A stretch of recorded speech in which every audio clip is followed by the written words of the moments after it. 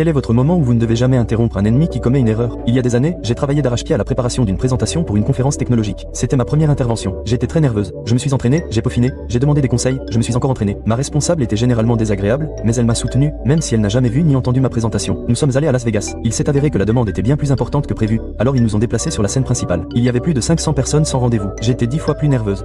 Juste avant le début, elle a remarqué une personnalité médiatique très connue et son photographe assis au premier rang. Elle était toute excitée et a insisté pour co-présenter la présentation. Elle est même allée jusqu'à inscrire son nom sur la diapositive de titre, ce qui m'a évidemment mis hors de moi. Nous sommes montés sur scène. Elle a fait une introduction correcte, puis j'ai commencé. Elle n'arrêtait pas de m'interrompre, alors je l'ai laissé faire. Ça m'a rappelé une émission matinale. Un groupe de personnes au sourire faussement exagéré discutant en même temps. C'était un sujet extrêmement technique, avec une démonstration en direct. Elle a bafouillé chaque diapositive, encore plus que la suivante. Puis, arrivée à la diapositive de démonstration en direct, elle s'est figée. J'ai eu le courage de la laisser mourir. C'était d'une brutalité glorieuse. On a eu une sorte de confrontation après. Je suis parti 2 ou 3 mois plus tard. Elle a été licenciée peu après. Oh, et les journalistes pour qui elle se pavanait sont partis juste avant le début. Je crois qu'ils étaient juste là, assis là, depuis la séance précédente.